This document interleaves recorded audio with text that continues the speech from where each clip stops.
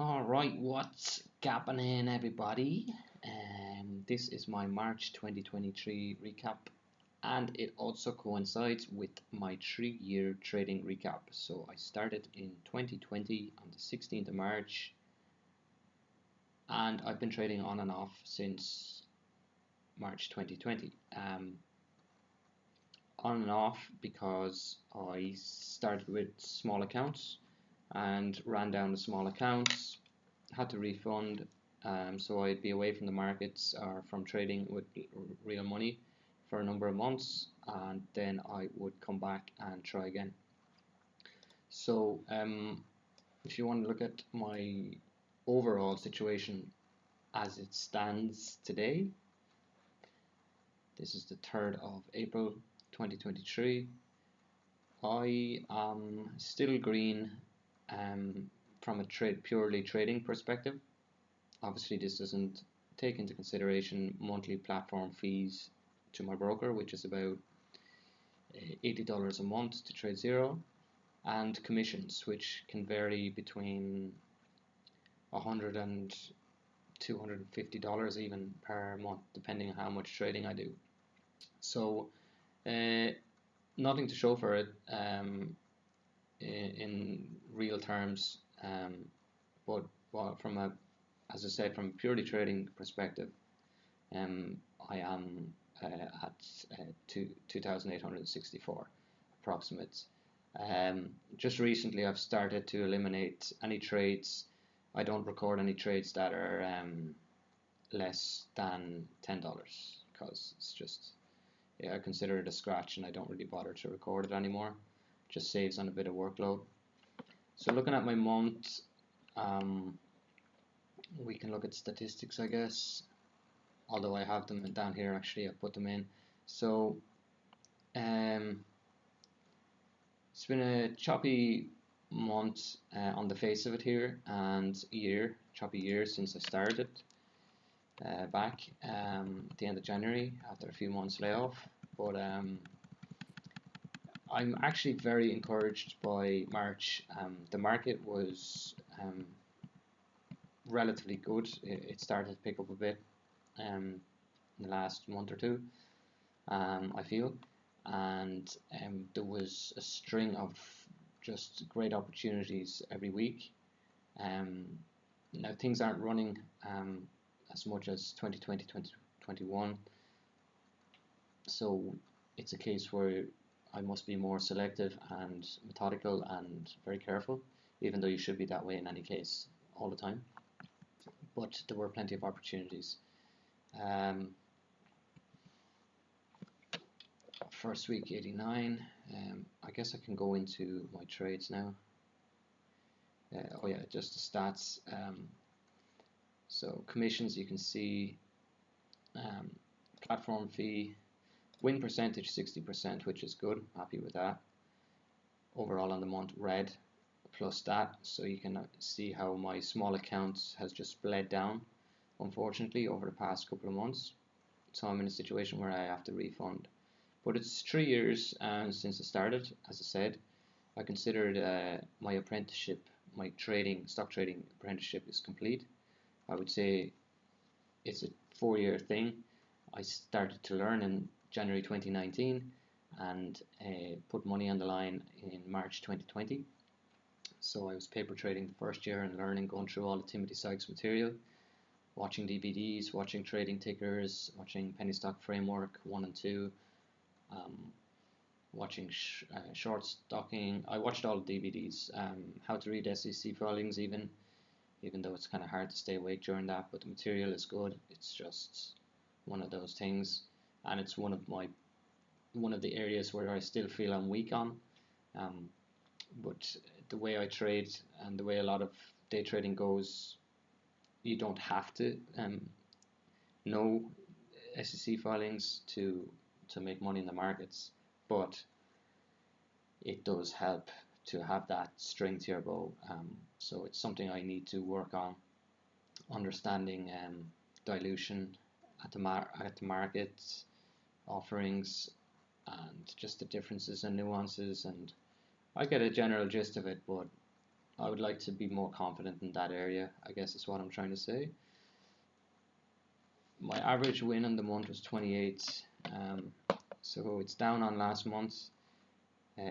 Percent gain average 9%, 9.5, so it's up on last month. Largest winner as a percent of gross profits, 29%, so that would have been, let me think, is that working on percentages? That would be my LYLT then in that case, because I had a 29% win on LYLT. Average loss 54.9, average percent loss minus 15%, so it's not good in terms of that. Largest loser as a percent, so I had a big loser, almost 40% of my loss was comprised of a trade on BOXD, where literally I was actually doing fairly well at the start of March. One little slip up the first week, I think, or the second week, sorry, on the 7th, but I was actually trading quite consistently and I was finding very good risk reward setups, which I'm going to go into. It's just what is happening with me with a small account is I am trading well and I'm being patient at the start of the month, and I am picking off some great trades, getting some great percentages like 15% winners, 6% winners, 11% winners, 29% winners, as I said, on LYLT. And then I am saying, wow, I traded so well, but I'm using like a baby account size because that's all I have to play with at the moment. And then I'm saying, wow, what a great trade, I wish I had more money, and like I could have really nailed that week or that couple of weeks financially speaking, instead of just nailing it kind of percent wise, getting good percent wins. And towards the end of the month, I'm looking at my account balance and it's kind of not budged. It's not kind of gone anywhere, because when you consider the difference between these two numbers, that's without the commissions, and then I know in the back of my head at the end of the month it's going to be $80 taken from my account. So instead of just forgetting about, not worrying about that, I'm allowing it to interfere with my psychology, and that's causing me to get frustrated and causing me to be impatient, and then it's causing me to, as a result of that, to force trades. Say there might be one particular quiet day, even though in the background, if I take account of the bigger picture, the AI was starting to creep up and it was holding this level here, and instead of being bored and forcing it on BOXD, which I'll go into a little bit later, that trade, I could have kind of zoned in on the AI sector, and I did actually end up taking a small position at 26.05 this evening here, and so I think I'm still holding the position because I turned off my black platform fee with my broker, and they said they had was a notice, please ensure to close all positions before you do that, but I actually had clicked off just as I was kind of reading that, and then I checked with my broker to see if I was in any positions, and well, I checked the next day because I was curious. I mean, it's only a tiny position, and they said, oh no, you're not in any positions. But then I looked in at my broker client portal, and it looks like I don't see me having closed off the position. So for all I know, I think I'm still in this position. But anyway, to get to the point, if I had just stayed patient and forgot about the money that I wasn't really making in the month, I was actually trading relatively well, apart from a slip up, one or two slip ups, maybe one on TRKA, which I'll show as well. But I could have gone bigger on this had I some funds, and these are the trades you wait for, somewhere where you can read a situation where you've got a good feel and a good read of a stock, and you could just go big on this one, like hit it size here, and even get involved in the low 20s when it just doesn't break down and the volume is dried up, selling volume, and the thing starts to creep back up. Like, I mean, taking a position somewhere around 20 and just swinging it for a few weeks, look at what it would paid off. Like you'll be up more than 50%. So this is what I've come to realize in trading. You know, you don't need to trade every day. You don't need to be hunting for the next trade like crazy. And you know, you can put the brakes on. You can kind of wait for things to develop. You know, some of the best traders are swing traders. And you don't have to be intraday traders trying to like read the tape real closely all the time and trying to like play for scraps and stuff. You know, I should be waiting for, you know, clear setups, which I was doing fairly well in March, which is why I'm very optimistic about my future here with trading. But this is coming down now. Like if I was swinging this, I would like to think that I would have taken some off here, say in the morning. This shoots down here. If you're looking at a 5-minute chart, like if you're patient, you can see it comes down to this and it's starting to hold a support here. So if I see that happening, you can get in and you can add to your position at support, because it's a bit of a panic dip buy I have put in here. And but I'm not surprised how it's behaving now, because it's come a long way. We're not in a red hot market, and it's a larger price stock, so it's not going to, usually doesn't remove that crazy. But you can see it's then sold off here, and it's actually come down and it's held this level again. So you can see this is key support at the moment. So I mean, buying again down here, or say on this candle, start this candle at the break of the new high in the 5-minute, you can decide that any way you want, but generally speaking, this is a support area. It's evident now that this is somewhat of a support area, so you could be buying here and just scalping here, but I feel like it's probably going to roll over a little bit today and maybe come down. But the point is that there's certain opportunities that can be read in the market, and I need to just focus on that kind of stuff and not chase stocks like I did on BOXD. So just to show my the patterns, this is my monthly review, and overall, so I've taken, I think it's 15 trades here. You can see my first number of trades were winners, and I was on a bit of a roll. I took a loss here on TRKA, but it wasn't that big a loss, and I tried to keep my losses below 5%, so that was acceptable enough. Back on it then with UNCY, a couple of losses here. Sorry, I just need to pause the video for a second.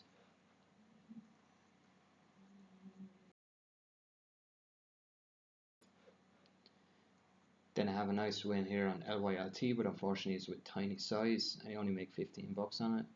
So frustration starting to build perhaps. Big trade on SCHW, probably my favorite one. Panic dip buy on a banking stock. And then wheels came off the end of the month when the frustrations kind of got to the better of me, and I ended up becoming a bag holder on BOXD for a few days, which I rarely bag hold a stock. Really first time in a long time I've ever bag holded something, bag held. But yeah, so wheels came off the end of the month, but very encouraged by generally speaking, it's just about holding it together for a full month, which I'll aim to do the next time I get around to it. Hopefully I'll be back trading in May or June or July. And then into the trades, let's see. Okay, so so that's the AI stock.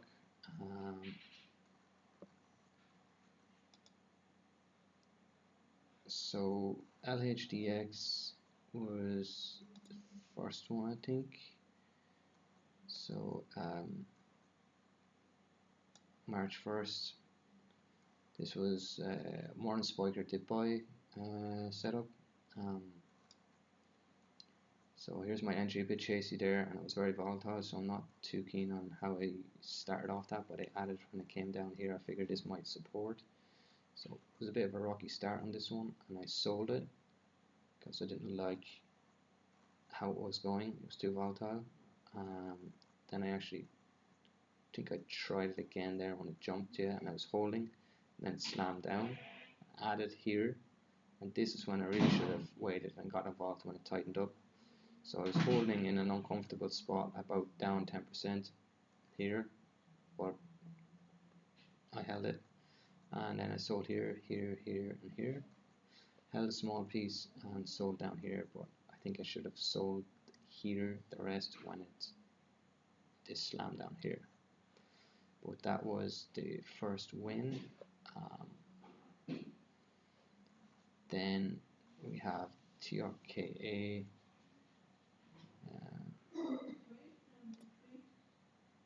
Trend change. That's just the rest of it. That's just LHDX. And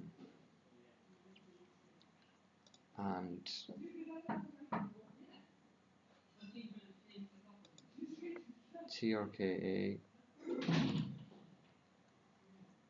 trend change. Really liked how I traded this one.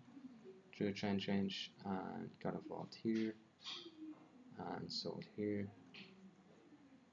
Let me just get my profit lead. I'll get my trades up here.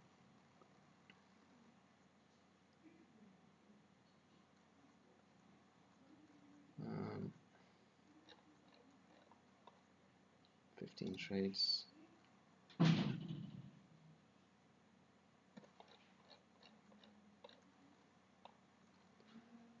So LHDX good start to the month, 76 profit. Then TRKA trend change, FSR. So TRKA was the trend change here.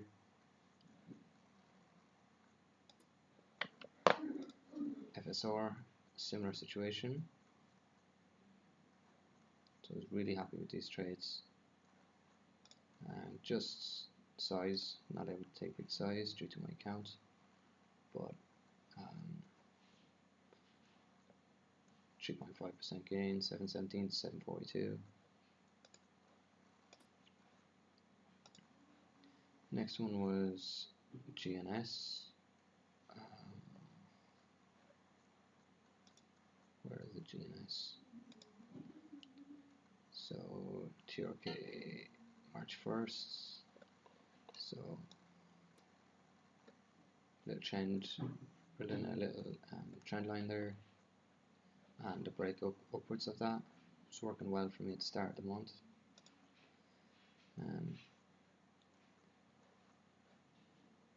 Get rid of that for a second. TRKA swinging it would have worked. Yeah, I could have swung it. Is that right? Dates.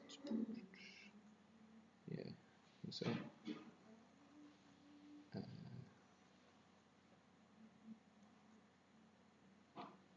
So I think, I don't know, I'm confused. So later on the month then, I was obsessed with drawing trend lines and breaks of trend lines. But I did it when stock had gapped up, and this was really an overextended gap up, so I misread this. So this was my first cock up of the month, and I longed here. It did actually briefly break that trend line, but I should have been quickly selling when it failed 99 to break past $1, and it just came down very hard all day, and I took a loss on it. Way bigger than I wanted. And then I tried to catch the dip, so I just became a bit dumb on it, too casual risk. So this was the mistake on the 7th of March. That was not good. Somewhat kept control of the percent loss on it, but still a bit too high for my liking, the dollar wise. And it's just another chart of TRKA on the 6th, the day before. Yeah, I traded the day before for a win.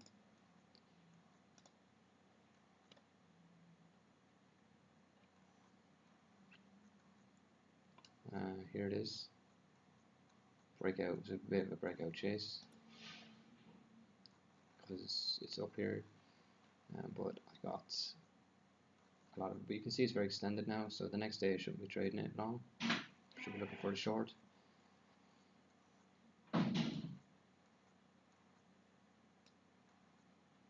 Next up,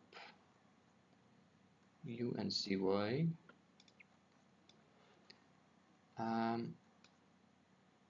yeah, I entered here for some reason. I think the next day, and the broker erases where they entered. I didn't screenshot it, but I bought here 151 and sold in the 160s. I should have held this longer, and should have potentially got involved again here on this further higher day break. So missed another opportunity, I feel, on that one. So that's UNCY, and it was more a speculative buy play, what I call, because it's that's usually meaning it's had a first green day and it's still holding up, and I try to get involved on a surge or a dip on the next morning. Let's see if I'm right in what I'm explaining.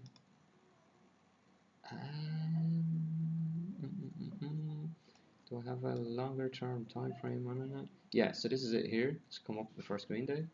It's moved sideways, and I was watching it, and I was like, alright, this looks like a gimme. Got involved here and sold a bit too soon, but I got a nice piece of it, I guess. 11%. I mean, that's a good trade. Hang on.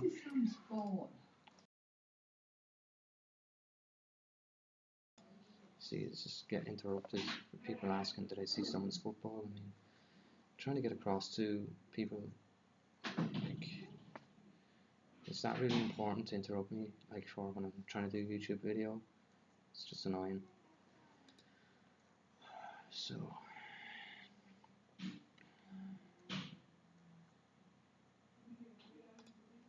don't want to be an asshole either of a person, but it's just, you know. Anyway, we move on. VRAX, what, that's first green day. Yeah, this was another bad trade because it's a huge gap up, should be looking left, and this happens. I traded it long for some weird reason. I decided to try it. I was bored. It was just a boredom trade, and I gambled on a squeeze, not in a patient frame of mind, after the loss on TRKA. So basically, I got upset by the prior trade and allowed some carry through into this one. Like, I shouldn't really be. It wasn't the worst idea in the world. I thought, because it was holding up, I guess, I thought it might squeeze, but I controlled my losses, I guess.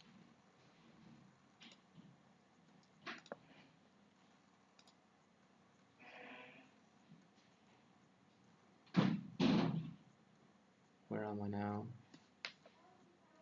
GTII. Yeah. Again, it was maybe a bit of a lull that week. I didn't see anything happen, and I started kind of looking around too much. And this was just low liquidity, and I probably should have just stayed away from it. Thought a breakout might be on the cards. We'll move on. I didn't save a chart there, it looks. LYLT, this is probably like my best trade, even though I didn't make a lot of money on it. And I got involved here, added here, sold into this perk, and sold into this perk.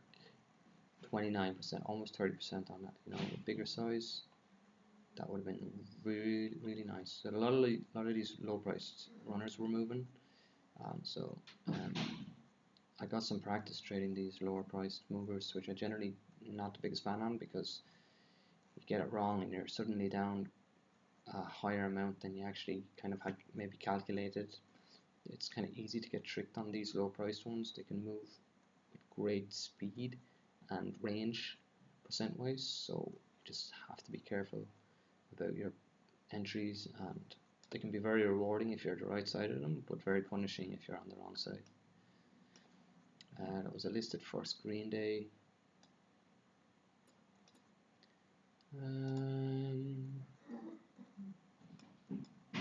Okay. SCHW. Where is it? I thought I had that one somewhere. Okay, let's try and find it.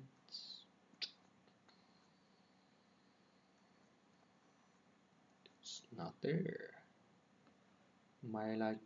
Probably my favorite trade is not there. Hang on. We'll find it. We go here, we go here, we go here, and then we go here, then we go here, and then we go here. So this was the banking sector panic, and I was like, Schwab, it's gone from like 70s down to the 40s. I'm like, ooh, this looks like a good dip buy opportunity. I tried a couple in the start around 51, I think, stopped out, was disciplined, and then pre-market dropped to 45, and I think this was during the real market hours. Then I got involved at 48.20 and swung it. I sold in this day as well. This marker is not there, and sold at 57. So I was really happy with that.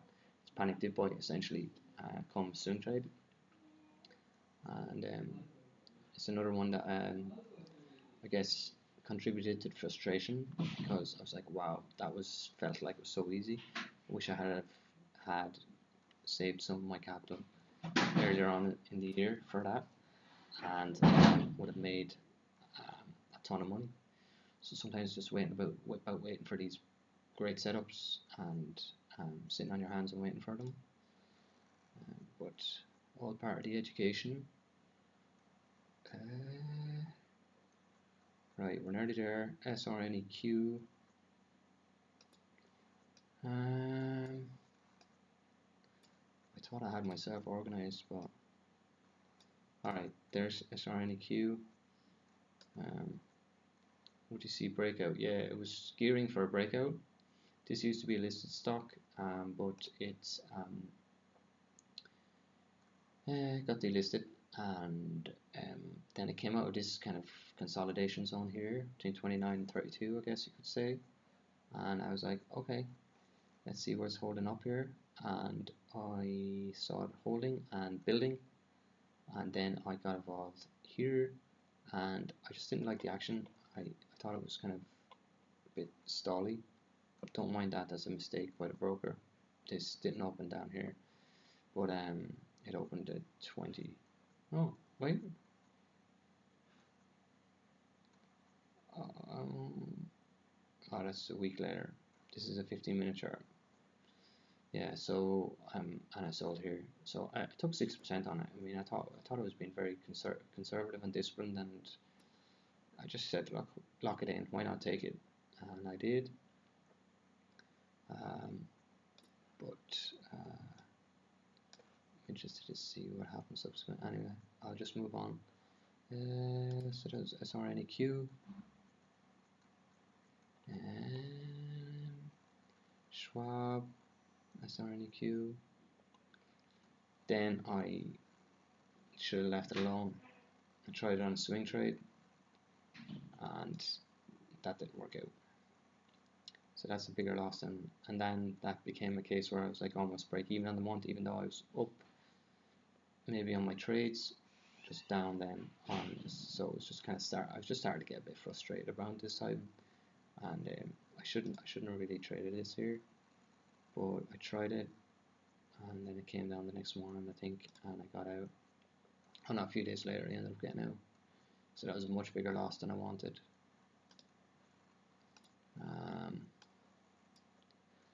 Then next is ALLR. This is when the wheels are off and coming off. ALLR. Yeah, what happened here? Yeah, this one was long here and added here, and I sold here, break even.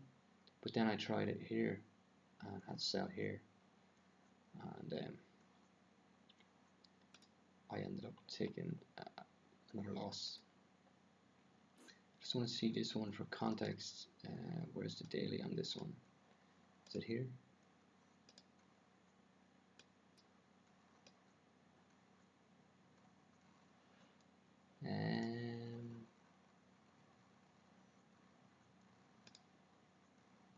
What was it? It was listed for screen day.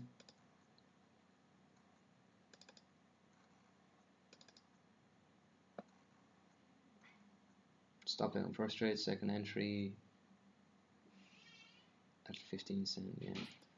Then I think I saved a better chart where I can see a fuller picture. No, not really.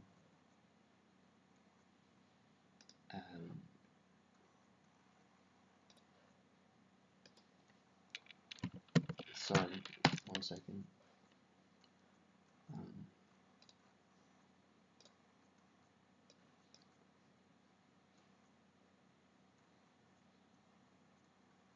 Yeah, something's confusing me about that stock. I don't know if there's a reverse split going on or something.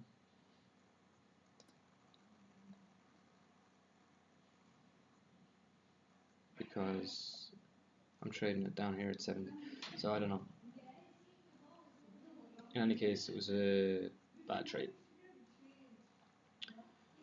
One to forget, and then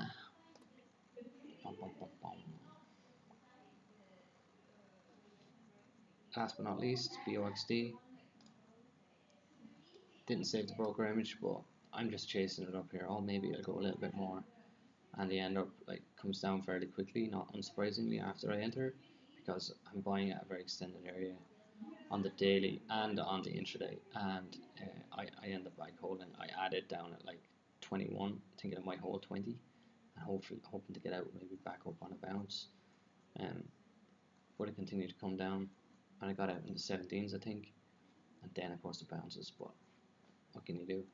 Let's see where it is now. Actually, like, don't back hold stocks. I mean, I won't do it again, but it's down to the account issues and all that. Anyway, I'll leave it there. That's where I'm at the moment. Hope you got something from it. Let's see where AI is before I close off. AI, yeah, I think it's not going to do anything major, but it could run to the 40s. But I just think it's going to come down a little bit more. But it was a huge opportunity here. I think it was really an opportunity, and this one just kept trending nicely yesterday or on Friday. And you could have been adding into a position even. So it's just something to think about. So that's all. Monday. So that's pretty much it. Things to work on: patience, focus, getting good rest, balancing leisure with work, meditation, and I'm going to pay more attention to my sites, newsletters and videos by Tim Bone and stuff like that going forward. Thank you.